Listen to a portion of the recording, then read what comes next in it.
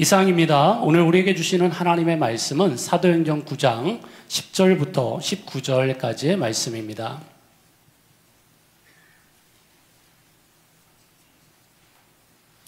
사도행전 9장 10절부터 19절까지의 말씀을 우리 한 절씩 교독하시겠습니다. 그때에 다메섹에 아나니아라 하는 제자가 있더니 주께서 환상 중에 불러 이르시되 아나니아야 하시거늘 대답하되 주여 내가 여기 있나이다 하니 주께서 이르시되 일어나 집가라 하는 거리로 가서 유다의 집에서 다섯 사람 사울이라 하는 사람을 찾으라. 그가 기도하는 중이니라. 그가 아나니아라 하는 사람이 들어와서 자기에게 안수하여 다시 보게 하는 것을 보았느니라 하시거늘 아나니아가 대답하되 주여 이 사람에 대하여 내가 여러 사람에게 듣사온즉 그가 예루살렘에서 주의 성도에게 적지 않은 해를 끼쳤다 하더니 여기서도 주의 이름을 부르는 모든 사람을 결박할 권한을 대제사장들에게서 받았나이다 하거늘 주께서 이르시되 가라. 이 사람은 내 이름을 이방인과 임금들과 이스라엘 자손들에게 전하기 위하여 택한 나의 그릇이라. 그가 내 이름을 위하여 얼마나 고난을 받아야 할 것을 내가 그에게 보이리라 하시니 아나니아가 떠나 그 집에 들어가서 그에게 안수하여 이르되 형제 사울아 주 곧 내가 오는 길에서 나타나셨던 예수께서 나를 보내어 너로 다시 보게 하시고 성령으로 충만하게 하신다 하니 즉시 사울의 눈에서 비늘 같은 것이 벗어져 다시 보게 된지라. 일어나 세례를 받고 음식을 먹음에 강건하여지니라. 사울이 다메섹에 있는 제자들과 함께 며칠 있을세. 아멘.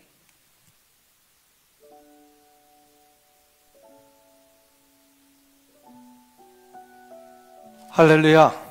오늘 주일 예배에 오신 우리 모든 성도님들 축복합니다. 잘 오셨습니다. 오늘이 무슨 날이죠?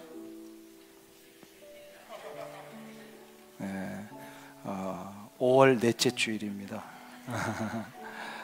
특별히 넷째 주일에는 메모리얼 데이 롱 위크엔드가 있어서 많은 분들이 이렇게 좀 출타도 하고 그러는데 오늘 이렇게 또 예배의 자리를 지키신 여러분들 감사드리고요. 하나님이 오늘 예배 가운데 여러분들 만나주시고 놀라운 은총을 부어주실 줄로 믿습니다. 잘 오셨습니다. 서로를 향하여서 한번 축복의 인사 나눌 때에 앞뒤 좌우에 계신 분들과 성대 교제 이루겠습니다. 축복합니다. 사랑합니다. 네, 감사합니다.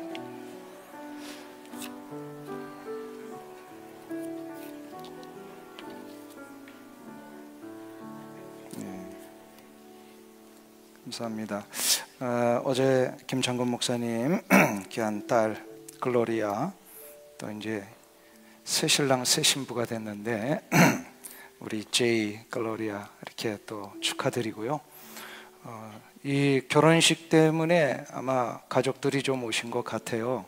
일일이 제가 이름을 호명하지 못하더라도 우리 결혼식 때문에 오신 가족들 계시면 한번 일어나시면 우리 박수로 한번 환영하겠습니다. 예, 앞뒤 좌우에 감사합니다. 주님의 이름으로 환영합니다. 예, 자리에 앉으시고요. 또 멀리 이제 타주로 이사하셨다가 이번에 잠깐 다시 돌아오신 황규영 권사님 어디 계세요? 예, 여기 계시네요. 우리 잠깐 일어나시면 주님의 이름으로 환영합니다. 예. 감사합니다. 네, 앉으세요. 아마 이제 여기 그리워서 돌아오시리라고 믿습니다. 네, 우리 잘 적응하고 계신다고 하는 소식 듣고 기뻤고요. 이제 또다시 우리가 언젠가는 만날 거를 기대합니다. 오늘 할렐루야 찬양대 감사합니다. 귀한 찬양, 아주 놀라운 찬양이요. 나는 조슈아 벤이 온 줄 알았어요. 그 바이올린을 치는데 우리 김지영 집사님인지 몰랐어요. 진짜로 처음에. 아주 놀라운 연주를 해주시고 또 아름다운 찬양 감사를 드립니다. 오늘 함께 나누실 말씀은 제목이 복음의 지평을 연 순종입니다. 다메섹 도상에서 예수님을 만난 사울은 주님의 명령을 따라 다메섹 시내로 들어가서 3일 동안 금식과 기도하기를 힘쓰게 되었습니다. 이 금식과 기도의 시간은 지난주에 우리가 말씀드렸듯이 단순히 그냥 기도와 금식 정도가 아니라 그동안 붙들고 왔던 자신의 모든 자아를 내려놓는 수련의 시간이었다라고 말씀을 드렸습니다. 한편 이 3일 동안 사울이 수련의 시간을 갖는 동안에 주님께서는 이 사울을 복음의 사도로 세우시기 위한 놀라운 일을 진행하고 계셨습니다. 사도행전 22장에 의하면 그 지역에서 유대인들 사이에 칭찬을 들을 정도로 경건했던 주님의 제자 한 사람을 부르십니다. 아나니아입니다. 하나님의 부르심은 종종 우리의 이해를 넘어서시는 놀랍고도 신비한 경륜 속에 이루어지는 경우가 많습니다. 아나니아의 부르심도 그런 것 중에 하나였습니다. 오늘 본문에 이제 이후에, 오늘 본문 이후에 우리 주님은 아나니아를 부르심으로 예루살렘을 넘어서서 온 열방 가운데 복음의 지평이 열려지는 일을 아나니아로부터 시작을 하십니다. 과연 복음의 지평을 여는데 아나니아는 어떤 역할을 했는가?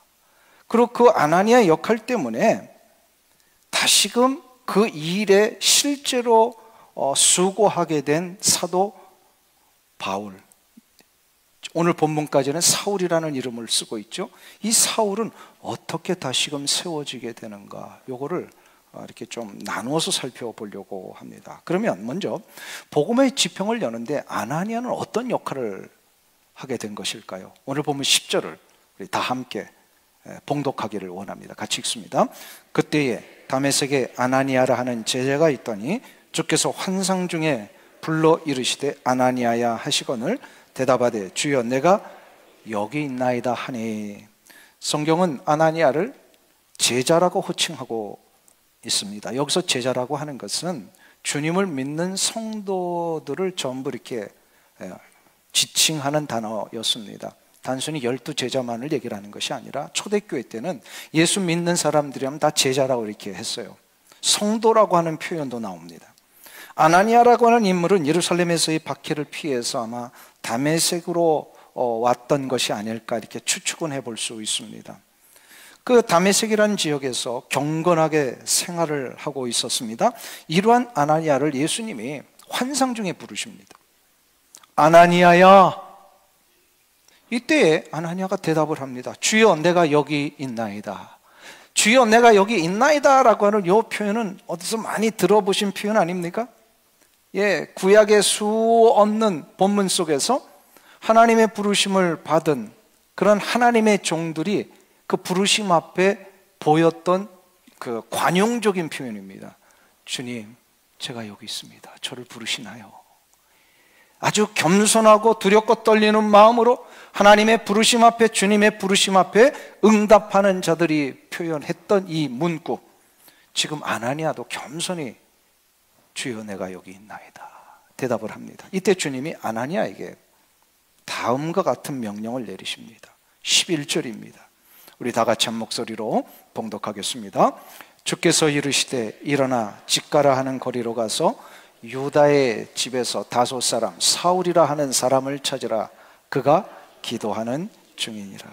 아나니아의 입장에서 보면 이 명령은요 좀 이렇게 두려운 명령입니다. 충격적인 명령입니다. 왜냐하면 사울이 지금 예루살렘에서 성도들을 핍박하고 그 사람들을 잡아다가 거기서 이제 끝나지 않고 다메섹까지 원정 와서 그 다메섹에 흩어져 살고 있는 유대 그리스도인들을 잡아가기 위하여 지금 오고 있다는 소문을 그도 알고 있었거든요. 13절과 14절을 보세요. 거기 보시면 아나니아가 대답하되 주여 이 사람에 대해 내가 여러 사람에게 듣사온즉 그가 예루살렘에서 주의 성도에게 적지 않은 해를 끼쳤다 하더니 여기서도 주의 이름을 부르는 모든 사람을 결박할 권한을 대제사장들에게서 받았나이다 하거늘. 아나니아는 지금 조금 두려움이 시작이 된 것 같아요. 그래서 주님이 지금 직가로 가서 유다의 집에 다섯 사람 사울을 만나라 하는 명령 받았을 때 주저했습니다. 아나니아가 믿음이 있는 거예요, 없는 거예요? 이 상황을 보면 믿음이 있는 거예요, 없는 거예요? 이걸 가지고 믿음이 없다 그런 건 교만입니다. 어느 누구도 이런 상황 앞에 자칫 잘못하면 자기가 죽는 상황이에요. 여기서 주저한다라고 하는 것은 어쩌면 우리 모든 인간이 갖고 있는 그 내면 속의 연약함이 나타났기 때문에 그럴 수 있을 것 같습니다. 주저하고 두려워하는 아나니아에게 15절에서 주님이 단호하게 명령하십니다. 가라. 가라고 하셨어요. 존 파이퍼 목사님이시라고 저 베들레헴 침례교회를 오랫동안 목회하셨더니 목사님이요, 이 본문을 두고 이렇게 해석을 하셨어요. 하나님의 명령은 종종 우리의 두려움을 정면으로 맞이하게 하신다. 그러나 순종은 그 두려움을 넘는 믿음의 결단이다. 믿으십니까? 순종할 때요, 두렵지 않은 게 아니에요. 다 두려울 수 있어요. 그런데 그 두려움을 넘는 믿음의 결단을 할 때 순종이 이루어진다는 거예요. 아나니아의 두려움은 당연한 것이었어요. 하지만 주님은 아나니아에게 순종을 요구하십니다. 그러시면서 15절에 이렇게 덧붙여 주셨어요. 거기 15절을 보세요. 거기 보시면 이 사람은 내 이름을 이방인과 임금들과 이스라엘 자손들에게 전하기 위하여 택한 뭐라고요? 나의 그릇이다. 내가 택했는데 특별히 목적이 있으셨던 거예요. 그 목적을 수행할 그릇으로 지금 삼고 계시다라는 겁니다. 아나니아에게 지금 이걸 가르쳐 주신 것은 아나니아의 두려움과 질문에 대한 완벽한 해답을 주신 것은 아니지만 아나니아가 순종해야 할 목적을 알려주신 거예요. 그러니까 어떤 일들이 일어나고 상황이 발생될 때 우리가 이해가 안 되는 경우가 있어요. 근데 이해가 안 될 때에 그 이해 안 되는 것에 대한 완벽한 해답을 얻지 못하는 경우가 많습니다.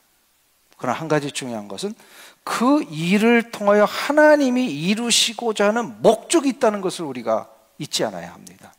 그렇기 때문에 순종은요, 이해해서 하는 게 아니라 목적이 있으시다라는 것을 믿고 가는 겁니다. 사울을 통하여 어떤 목적이 있으시다고요? 세계 복음화의 문을 여는 거예요. 이 목적 때문에, 이 목적을 듣는 순간에 아나니아는 주님을 믿습니다. 아하, 이 목적을 이루시려고 하는구나. 두려움을 내려놓고 주님의 말씀에 그래서 순종합니다. 그래서 순종은 세 단계로 이루어져요. 뭐냐면 한번 따라하겠습니다. 믿고 내려놓고 순종한다.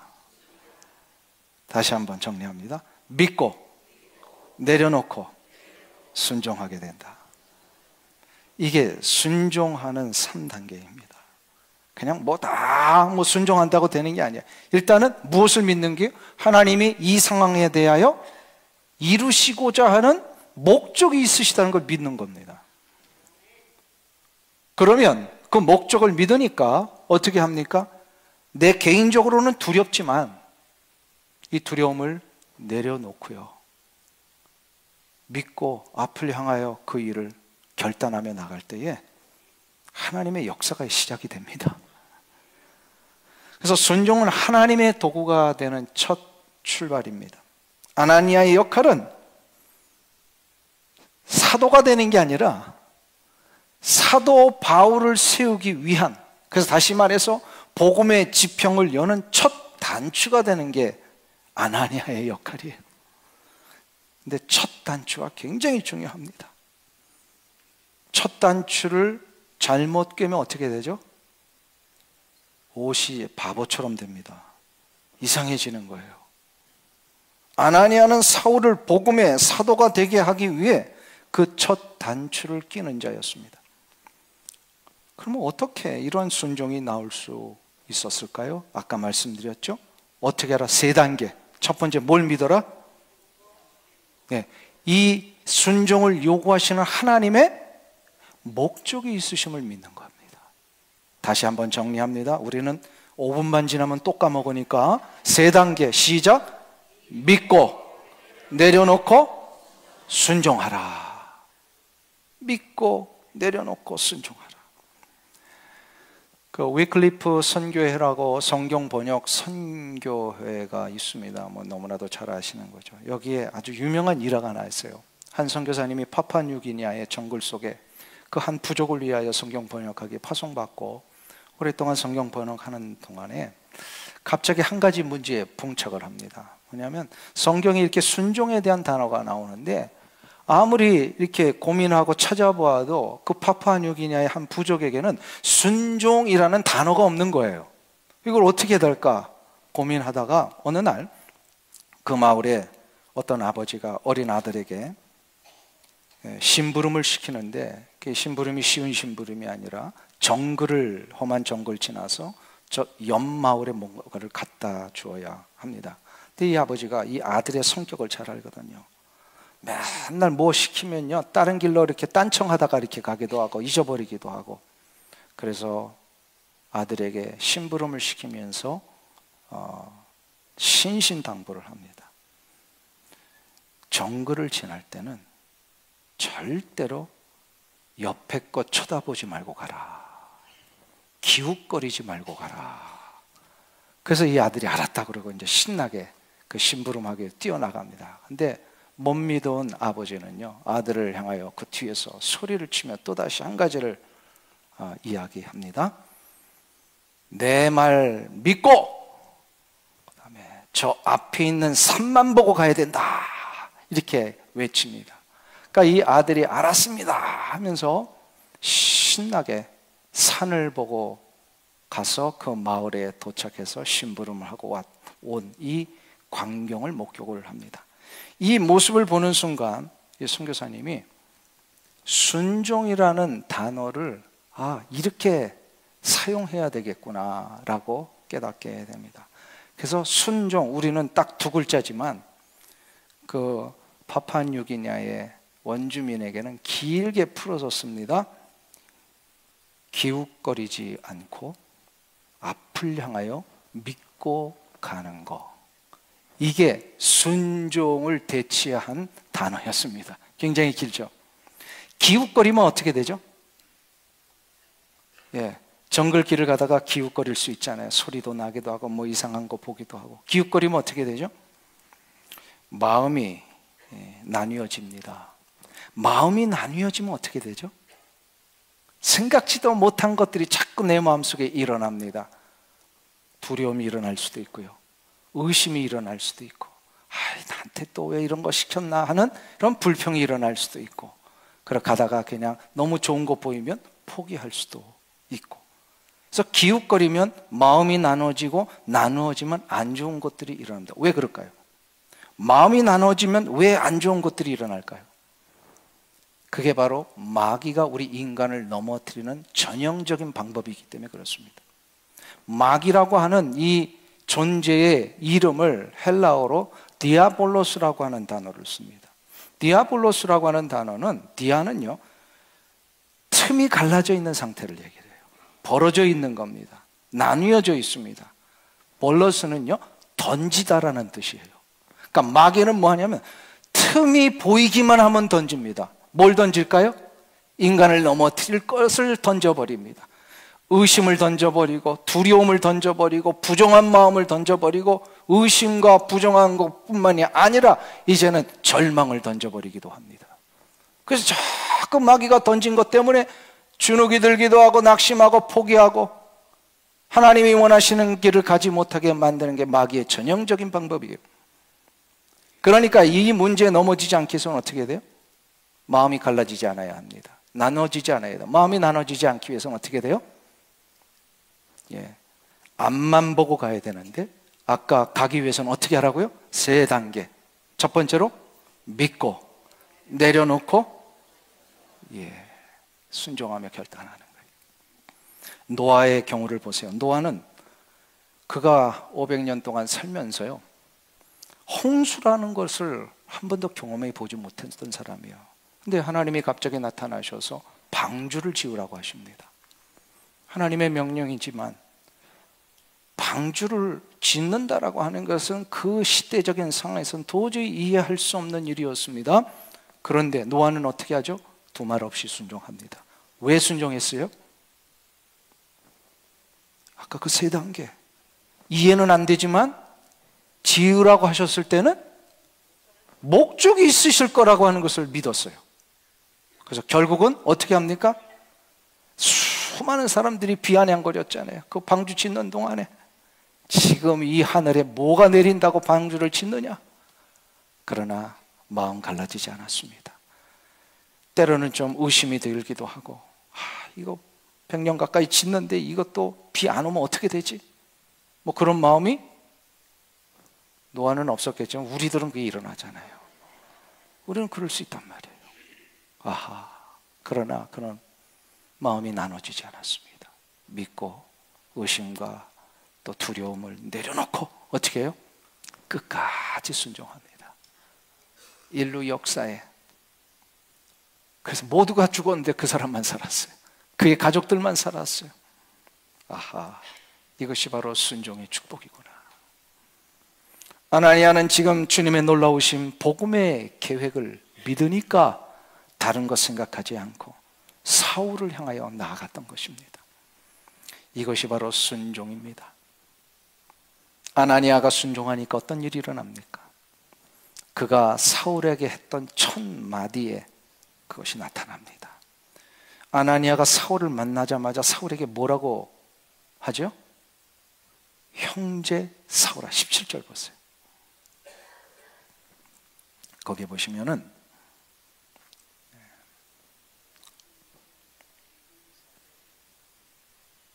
17절 우리 다 같이 한 목소리로 봉독합니다. 아나니아가 떠나 그 집에 들어가서 그에게 안수하여 이르되, 여기까지만 읽으셔도 돼요. 형제 사울아. 지금 주님의 명령 받기 전까지는 아나니아에게는 사울이 어떤 사람이었어요? 자기 죽이려고 하는 사람, 무서운 사람, 대적자입니다.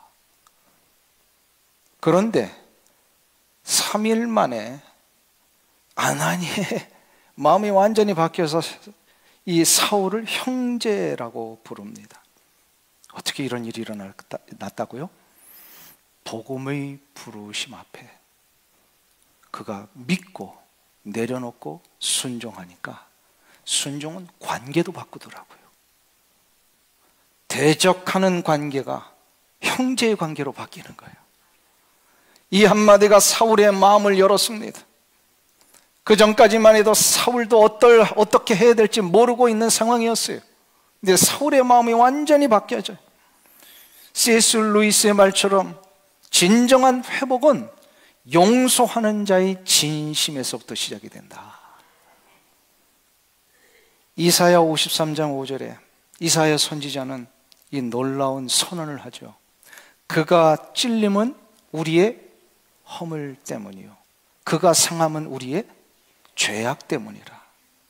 그가 징계를 받음으로 우리가 평화를 누리고 그가 채찍에 맞음으로 우리가 나음을 입었도다. 누구에 대한 예언이었어요? 예수님의 예언이에요.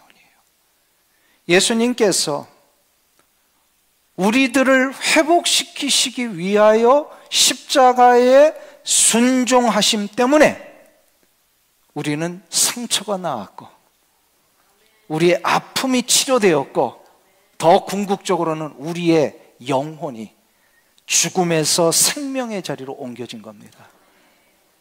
누군가의 믿음과 내려놓음과 순종을 통하여서 내가 회복이 된 거예요.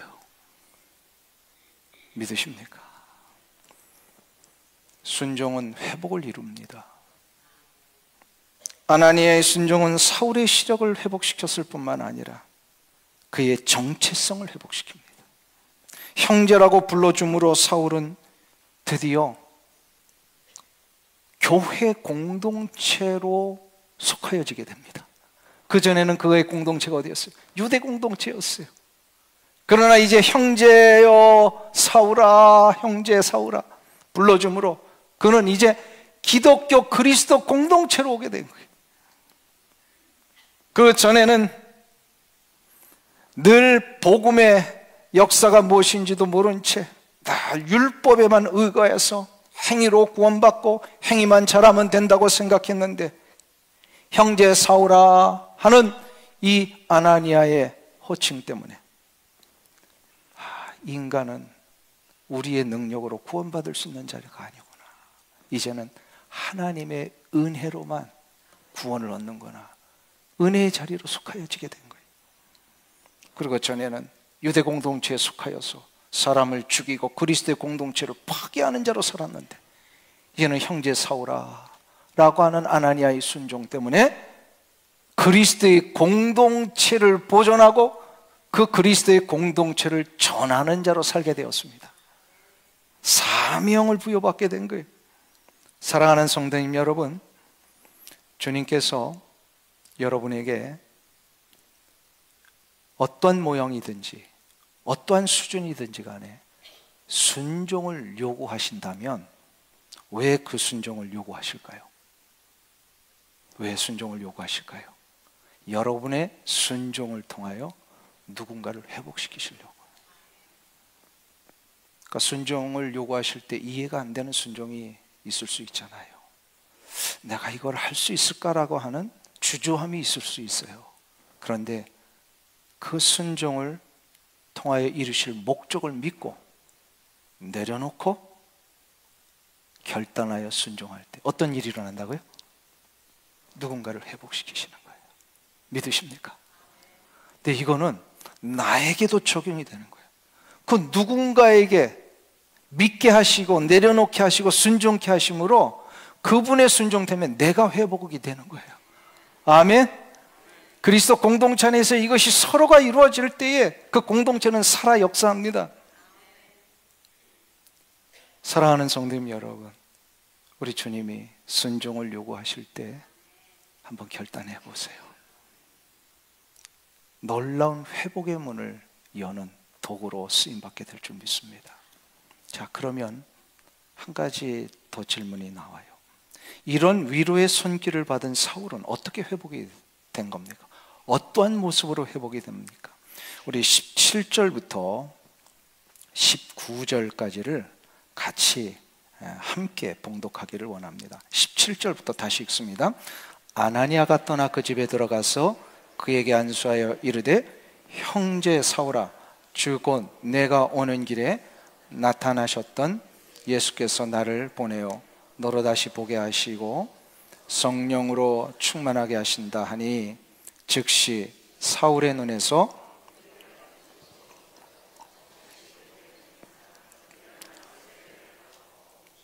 음식을 먹음에 강건하여지니라. 사울이 다메섹에 있는 제자들과 함께 며칠 있을세. 아나니아가 사울에게 손을 얹으니까, 안수하니까 성령님께서 사울을 사로잡으셨어요. 17절에 의하면 성령 충만함의 역사가 이제 이루어지게 됩니다. 이것은 아나니아를 통하여 하나님의 크신 은혜의 역사가 시작되었다라고 하는 것을 말합니다. 은혜의 역사가 시작되니까 그의 눈에서 비늘 같은 것들이 벗겨졌습니다. 이것은 단지 육체적인 시력이 회복된 것만을 의미하는 것이 아니라 그의 영적인 눈이 떠지게 되었다는 것을 의미하는 겁니다. 아나니아의 순종을 통하여 회복된 사울은 영적인 눈이 떠지니까 드디어 예루살렘에서 갇혀있던 이 복음이 다메섹을 넘어서서 소아시아와 저 유럽까지 펼쳐지는 복음의 지평을 여는 사도로 서게 됩니다. 이것을 주님은 아나니아에게 미리 환상 가운데 보여주신 적이 있어요. 15절을 다시 보세요. 거기 보시면 아나니아에게 이걸 미리 사울에게 가기 전에 보여주셨어요. 15절 다시 읽겠습니다. 주께서 이르시되 가라, 이 사람은 내 이름을 이방인과 임금들과 이스라엘 자손들에게 전하기 위하여 택한 나의 그릇이라. 할렐루야. 사울을 하나님께서, 우리 주님께서 복음을 전하게 하시기 위한 그릇으로 쓰시겠다는 거예요. 그릇이 되었다는 거예요. 사울은 주님의 택한 그릇입니다. 똑같은 사울의 육체였는데 그 이전에는요, 그 사울의 육체에 뭐만 담겨져 있었어요? 욕심과 탐욕과 야망만 담겨져 있었어요. 그래서 자신의 욕심과 탐욕과 야망을 해소하기에 다른 사람들을 파괴시키고 기독교 공동체를 무너뜨리는 일에 혈안이 되어 있던 육체였어요. 뭐가 담겨지느냐에 따라 그의 삶이 그렇게 나타나는 거예요. 그러나 이제 예수 그리스도를 만나고 주 예수 그리스도께서 그의 육체 안에 무엇을 심어주셨어요? 예수 그리스도의 이름을 심어주십니다. 이름이 그의 육체 안에 담겨지니까 그의 삶도 달라집니다. 그 이름을 전하는 자로 살게 됩니다. 예수 그리스도의 이름은 능력이고 생명이고 온 인류 가운데 가장 높임을 받으실 가장 존귀하신 이름입니다. 그러니까 질그릇 같은 그런 사울의 인생이요 담겨진 게 바뀌니까 그의 가치도 달라지는 거예요. 질그릇이 뭐죠? 질그릇은요 그냥 진흙으로 형태를 만들어서 구워버린 그대로의 그릇입니다. 거칩니다. 유약도 바르지 않았습니다. 쪼개지기도 하고 금도 많이 가 있고요. 그러나 그 질그릇이지만 그 안에 예수 그리스도의 이름이 담겨지니까 그 그릇은 생명의 역사를 이루는 도구가 됩니다. 믿으십니까? 무엇을 담느냐가 중요한 거예요. 여러분은 여러분의 영혼과 육체와 인생의 그릇 속에 무엇을 담고 계십니까? 여러분에게 뭐가 담겨져 있어요? 이렇게 또 강조를 해야 대답을 하셔요. 이게 무의식 중에 나와야 돼요. 내 안에 뭐가 담겨져 있는지 잠자가다가도 일어나가지고 예수, 할렐루야, 아멘 이 소리가 나와야지. 무의식 중에 꿈속에서 뭔가 이렇게 막 노래를 부르고 싶을 때 여러분들 찬양 나오세요? 우리 할렐루야 찬양대 어떠세요? 주일날 부를 그 찬양곡이 내 꿈속에서 막 맴돌고 있습니까? 아멘? 혹시 도망강 푸른 물에 뭐 이런 거 자꾸 막 꿈속에서 나오는 거 아니에요? 그러면 안 된단 말이에요. 자꾸 내 내면 속에 무의식 중에라도 내 안에 그 놀라운 생명의 역사가 담기기를 사모해야 돼요. 그리고 이렇게 더럽고 추한 것 담기지 않도록 자꾸 노력해야 돼요. 그러면 무의식 중에 나온 게 진짜예요. 무의식 중에 꿈속에서 졸다가도 옆에 사람이 톡 치면 예수. 예배 시간에 전화벨이 울렸는데 유행가가 막 울려 나온다. 그러면 안 된단 말이에요. 찬양이 울려 나와야지. 내가 무의식 중에 무엇이 나오는가? 내 그릇에는 무엇이 담겨 있는가? 사랑하는 성도님 여러분, 예수 그리스도의 이름이 담겨지는 주님의 택한 그릇이 되기를 축원합니다. 사울이 그렇게 된 거예요. 누구 때문에? 아나니아의 순종 때문에. 살인자요 박해자였던 사울이 이제는 그리스도를 전하는 자로, 그리스도의 공동체 형제들과 함께 동역하는 자로 세워졌다는 것, 이건 놀라운 축복이고 기적입니다. 이건 사울 자신이 그렇게 할 수 있다고 해서 그게 되는 문제가 아니에요. 허물과 악독과 죄악을 가득했던 그의 인생을 보지 아니하시고 장차 그가 세워져 하나님의 놀라운 역사를 이루실 것을 우리 주님이 미리 보시고 그를 주님의 택한 그릇으로 삼아 주셨던 은혜 때문입니다. 아멘. 하나님은 그래서 우리의 질그릇 같은 모습을 보지 않으십니다. 그냥 우리에게 담겨질 예수 그리스도의 놀라운 생명의 역사를, 그래서 그것을 통하여 이루실 놀라운 하나님의 사역들을 바라보시고 순종하는 자에게 주시는 이 축복이 있다라는 것. 그래서 여러분 모두가 다 주님의 그릇으로 세워주시길 축원합니다. 18세기 후반과 19세기 초반에 영국 정치계에 아주 놀라운 일을 했던 신실한 그리스도인 한 사람이 있었습니다. 윌리엄 윌버포스라고 하는 인물을 아시지요? 그는 부유한 상인의 아들로 태어나서 어린 시절과 청소년 시절 아주 부유하게 자랐어요. 그래서 부모의 도움 때문에 캠브리지 대학에 세인트 존스 칼리지, 아주 명문 대학이죠. 거기에 딱 들어갔어요. 들어간 후부터 당대에 내놓으라 하는 이 상류층 자제들과 교제하고, 그래서 벌써부터 그 어린 시절에, 젊은 시절에 정치의 꿈을 갖고 자라게 됩니다. 또 이 윌버포스라고 하는 인물이 굉장히 명석했대요. 말도 잘하고 아주 웅변력이 뛰어나고, 그래서 친구들 사이에 인기가 있었을 뿐만 아니라 그의 재능을 눈여겨봤던 그 정치인들이요, 그를 끌어주기를 시작을 해요.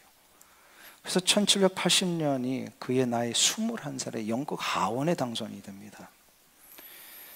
이 이후에 그는 런던 상류층 사회에 들어가 그 모든 것을 누리기를 시작하는데, 제가 정치를 비아냥거리는 건 아닙니다만, 정치에 발을 들여놓으니까 사치와 향락이 막 계속해서 일어나기를 시작을 합니다. 처음에는 그게 너무 좋아가지고 거기에 막 흠뻑 빠져 살았더니 윌버퍼스, 겉으로는 그래서 성공하고 화려해 보였는데 점점 그의 마음에는 어린 시절부터 주님을 섬겼던 이 마음이 다 상해지고, 그래서 결국 공허함이 시작이 됩니다. 이게 주체할 수 없어서 그가 한 번은 마음을 다스리기 위해서 유럽 여행을 떠나게 되는데, 유럽 여행 중에 우연히 어린 시절 자기의 개인 가정교사였던 아이작 밀러라고 하는 선생님을 만나게 됩니다. 그와 함께 오랜 시간 같이 시간을 보내고 대화하면서 드디어 회심을 합니다. 잃어버렸던 신앙 되찾고 주님을 인격적으로 만나게 돼요. 그가 그래서 이렇게 인격적인 회심을 하면서 심각한 또 다른 차원의 갈등이 하나 시작이 돼요. 그게 바로 뭐냐면, 내가 이런 정치 생활을 계속해야 되는가, 이 고민에 빠집니다. 상류사의 향락과 사치에 내가 이 생활 또 해야 되는가. 그러면서 이제 아이작 밀러와 헤어져서 또다시 여행을 하는 중에 그 찬송가 305장의 작시자 그 유명한 존 뉴턴 아시죠? 나 같은 죄인 살으신 이분이 이미 복음 안에서 거듭나 귀한 주의 종의 길을 가고 있었을 때에 존 뉴턴을 만나요. 존 뉴턴이 윌버포스와 대화를 하던 중에 고민 끝에 아주 중요한 조언을 합니다. 이 조언이 그의 인생에 놀라운 계기가 돼요. 젊은 윌버포스에게 이렇게 얘기합니다. 하나님께서는 너를 정치의 자리로 부르신 것 같다. 이렇게 조언을 해버렸어요. 자기는 지금 정치를 떠나려고 하는데 존 뉴턴은 너 정치로 부르신 것 같아. 이 한마디에 윌버포스가 정치를 포기하려고 하다가 마음을 고쳐먹습니다. 자기가 몸담고 있던 영국 정치에 이제 하나님이 원하시는 대로 새로운 정치 지평을 열어야 되겠구나. 모함과 거짓과 술수로 가득 찼던 이 정치판에 정의와 자비와 복음을 실천하는 나의 사역의 장으로 만들어야 되겠다 결심하고, 그때부터 마음을 새롭게 먹고 시작하는 것이요, 노예제도 폐지와 사회개혁이었습니다.